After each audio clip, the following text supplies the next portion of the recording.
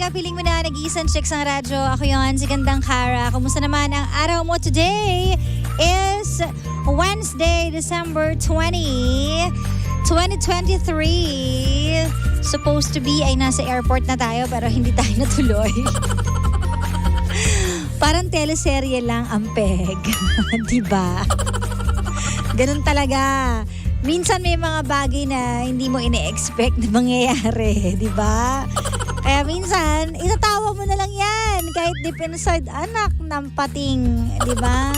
Mapapaganon ka na lang. Pero ayan, dito po ako sa harap ninyo. Live na live tayo ngayon on Facebook. Kaya naman, pakishare nyo po ng live video na ito. Please like and share. Kasi tuloy-tuloy ang ating kaligayahan, kasiyahan, kung ano man yan, di ba?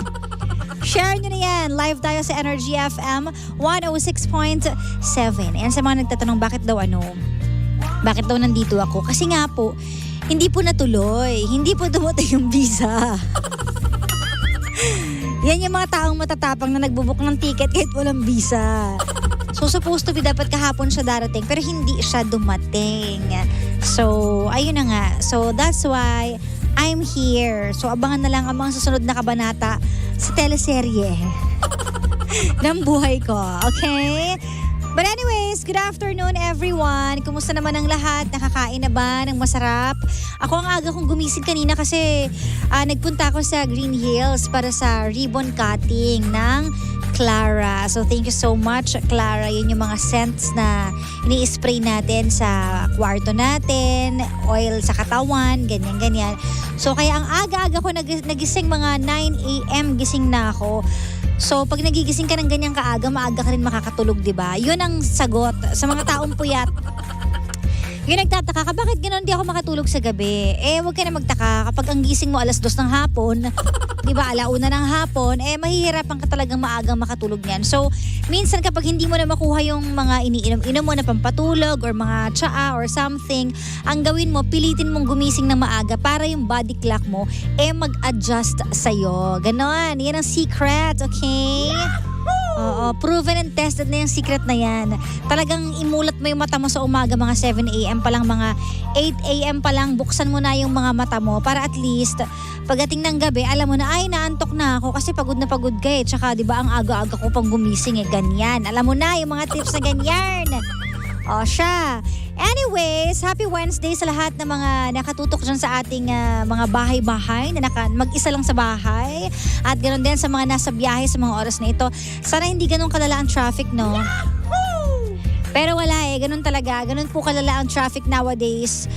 Expected na po yan dahil ngayong December naman talaga ay punong-puno ng mga tao at punong-puno ang mga lumalabas, nagpupunta ng mall, mga nasa kalsada, ganyan. So expected na yan, di ba? So hello, sit back and chillax muna kayo kasi hanggang alas 3 po tayo magkakasama. At sa mga coffee lovers out there, naku, alam nyo ba na meron po tayong MX3 Coffee Mix? Meron po itong high source of vitamin C at calcium with antioxidant benefits at cholesterol free. Ito rin po ay low acid coffee na may low calorie sweetener na sucralose na hindi nakakapagpataas ng blood sugar levels at blood pressure para makasiguradong tunay, natural, orihinal na MX3 ang inyong mabibili. Siguraduhin lamang po na sa mga leading drugstores nationwide kayo bibili. For any inquiries, visit their website mx3ph.com or call the hotline 0918-8888-693. Ayan. And of course, once again, live na live po tayo ngayon on Facebook. So sa mga gusto ko makita, pumunta na po kayo sa Facebook nyo at hanapin nyo po ang Energy FM 106.7 or hanapin nyo yung fanpage ko, DJ Kara. That's DJ Space K-A-R-A. At dahil dyan, kung na-share mo na ang live na ito, ituloy-tuloy na natin ang ating kwentuhan at ang ating kwento, of course, ngayong araw na ito.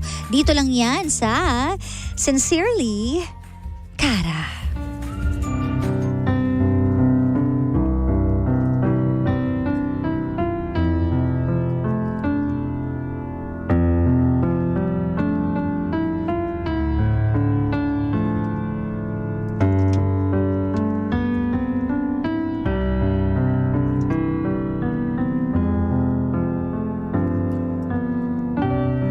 The purest kind of love na mai-experience natin ay yung mga panahong kabataan natin. Yung tipong wala pa tayong alam sa pag-ibig o sa kahit na ano. Kaya naman kapag na-experience natin yung kabog ng dibdib, talagang unforgettable siya. Pero ano nga ba ang gagawin mo kung masyadong advanced lahat ng mga bagay? Katulad na lang kung may partner ka na ang gusto niya mag-settle na agad kayong dalawa sa murang edad.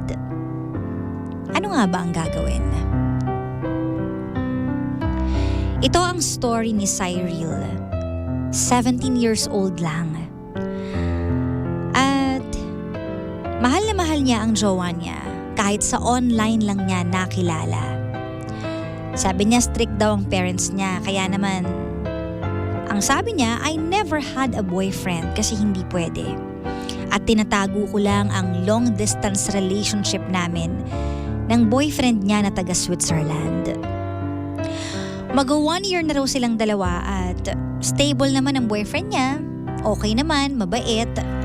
Kaso nga lang, sinabihan siya na mag-move ka na dito at magsama na tayong dalawa. Ngayon, parang gusto niyang makita at makasama yung boyfriend niya. Kaso nga lang, natatakot siya sa mga magulang niya. Kasi nga, hindi alam ng mga magulang niya. At syempre, hinihintay siyang makatapos ng college at mag-focus muna sa pag-aaral. Ano nga ba ang uunahin niya? Mga magulang niya nagpapaaral sa kanya o yung puso niya? Let's hear it straight from the heart of our sender for today. Hi DJ Kara, itago niyo na lang po ako sa pangalang Cyril, 17 years old. I've just graduated in senior high school. Kaya masayang-masaya po ang parents ko at excited na po silang mag-college ako. Kaya naman po naghahanap na po sila ng magandang university na pagpapasukan ko.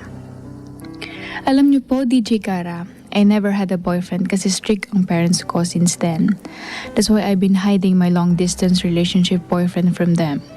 Taga Switzerland po siya at na-meet ko po siya online. Sa 1 taon na po yun, masasabi ko pong mabait siya. And he also has a stable job there. That's why he asked me to live with him. Kinilig po ako at natuwa nang narinig ko po ito sa kanya. Kasi matagal ko na po siyang gustong makita at makasama. I'm torn DJ Kara kasi I love my boyfriend so much at mahal ko rin po ang aking mga magulang. I never opened this to my parents kasi natatakot po ako sa magiging reaksyon nila. Ayaw po kasi nila ako na mag-boyfriend hanggang sa makatapos po ako ng college. Gusto po kasi nila na mag-focus muna ako sa pag-aaral. Matagal na po akong nakokonsensya kaya I decided na sabihin sa mga magulang ko. And they get mad at me kasi at this young age nakikipagrelasyon daw ako sa taong hindi ko pa na-meet personal.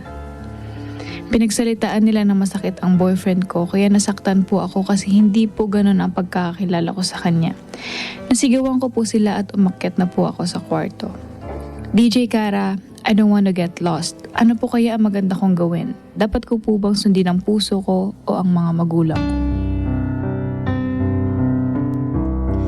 Dapat ko bang sundin ang puso ko ang mga magulang ko? Yan ang tanong ni Cyril na parang in love sa boyfriend niya at gusto na niyang sumunod.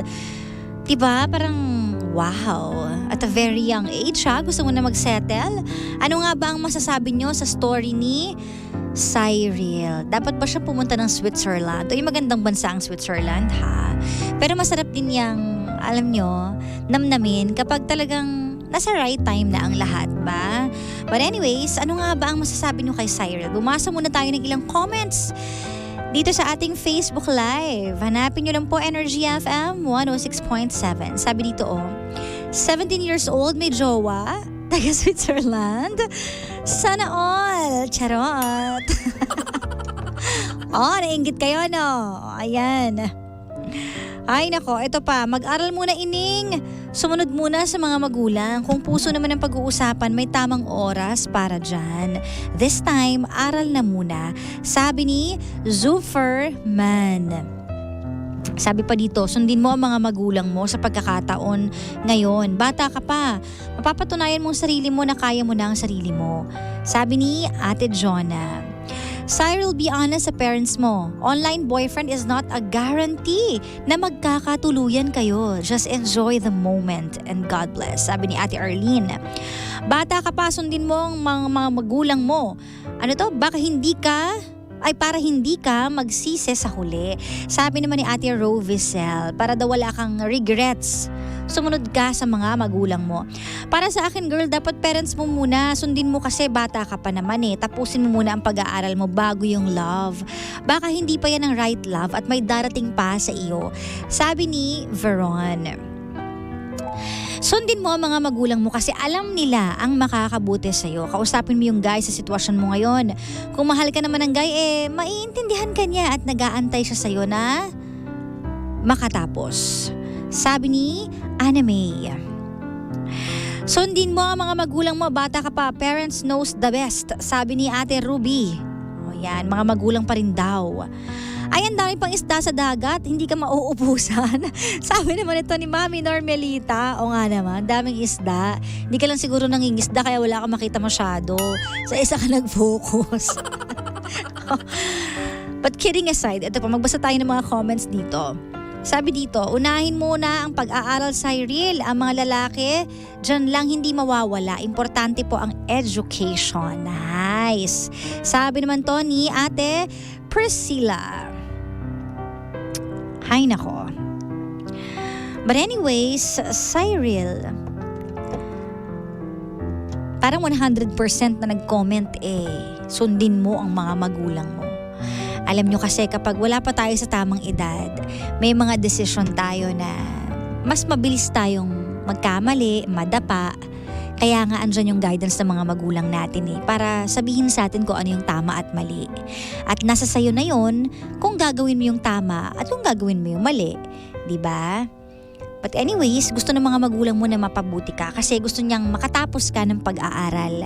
And tandaan mo, ang education napaka-importante niyan. More than anybody else, more than anyone else. Bakit? Kasi nabigyan ka ng chance na makapag-aral. Ang daming kabataan ang hindi nakakapag-aral. Nag-a-apply ng scholarship, nangungutang, hindi makapasok sa school. Pero ikaw, blessing yon na napapaaral ka ng mga magulang mo. So, pasalamatan mo sila. And huwag mong sayangin yung perang binibigay nila sa school mo. Kasi minsan ka lang mag-aaral, girl. Hindi yan forever. Ilang years lang yan. Pag nakatapos ka, edi gawin mo na kung anong gusto mong gawin. Basta nasa tamang landas ka, di ba? Saka yan din yung magsisilbing sandata mo. Tandaan nyo na ang education, ang magsisilbing sandata sa atin saan man tayo mapunta. Ibig sabihin nun, pag graduate ka, may edukasyon kang napag-aralan talaga, magkakaroon ka ng trabaho, magkakaroon ka ng bright future. Huwag kang umasa sa ibang tao. Baka kasi iniisip mo, Switzerland naman yun. So mayaman siya, ganyan. Diba? Baka kasi ganon. No, kailangan meron kang sarili mo. Kasi alam mo, ang panahon hindi mo masasabi. Diba iba nga 12 years naghihiwalay. Mag-asawa nga naghihiwalay. At pag naghihiwalay, hatian ng properties, hatian ng pera. Hindi naman sa ina-advance ko, pero parang gano'n na nga. Diba? Kailangan mong isipin ang sarili mo. Dapat nagtitira ka ng plano para sa sarili mo. So dahil bata ka pa at 17 years old ka lang, huwag kang magmadali kasi love can wait. Kung mahal ka talaga, maghihintayan. Tsaka alam mo, mababudget ka sa mga magulang mo. Bakit? Kasi iisipin nila na naging suwail ka dahil sa jowa mo. O di mababudget yung jowa mo ngayon sa kanila.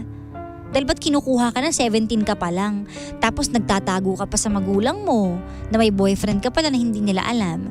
I understand na strict sila at yun ang rules nila. Pero hanggat nakatira ka sa bahay ng magulang mo, sumunod ka sa rules. Kung gusto mong ilaban na gusto mong magka-boyfriend, kausapin mo sila na wag po kayo mag-alala. Itutuloy ko ang pag-aaral ko, hindi ako magwawalwal. Basta payagan nyo lang po ako and gagawin ko kung ano yung tama. Nasa pag-uusap naman yun Diba? Pero as much as possible, sa mga kabataan, sumunod kayo sa mga magulang nyo. Huwag yung kayo yung nasusunod sa mga gusto ninyo. Lalo na kung wala pa naman kayong trabaho, hindi pa naman kayo graduate, kumakain kayo sa lamesa ng mga magulang nyo, nagpapabili kayo ng mga luho, diba? And everything, nagbabayad sila ng mamahaling tuition fees. Magpasakop kayo. Kasi balang araw magiging magulang din kayo. At hindi nyo rin gugustuhin kapag ganyan ang ginawa sa inyo ng anak ninyo. Huwag niyong sayangin yung dugot pawis nila. Huwag niyong sayangin yung mga puyat nila, yung pagpapagod nila, yung sakit ng ulo nila sa trabaho. Huwag niyong sayangin yun. So, Cyril, you're just 17. Hindi natin ina-underestimate yung kakayahan mong magmahal. Of course not. Pero, sumunod ka sa magulang mo. Ipakiusap mo yan sa kanila. Pag-usapan nyo. And, pwede naman kayo magkita. Di siyang pumunta dito. Diba, ang pag-ibig naman adjustment yan eh. Kung hindi ko mag-adjust, siya. Or you can meet halfway. Pwede magbakasyon ka doon. Pwede magbakasyon siya dito. Pwedeng ganun. At alalahanin mo, online lang yan ah. Hindi mo patalastas ang ugali ng boyfriend mo. Magkaiba ang online sa personal. Kung minsan nga sa personal na nakakasama mo isang tao, ang dami pang natutuklas ang ugali eh. Paano pa kaya yung malayo? Diba? So para hindi ka mapahamak, sundin mo ang mga magulang mo. Kasi they want the best for you. Tsaka alam mo, parang pinapakita mo rin sa ngayon kung ano ba talaga ang priorities mo sa buhay. Studies or love life? Your priorities are your character. Tandaan mo yan.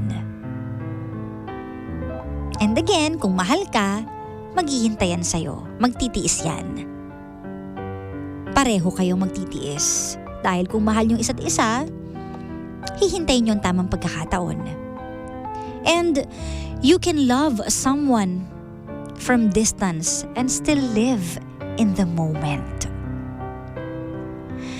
Sincerely,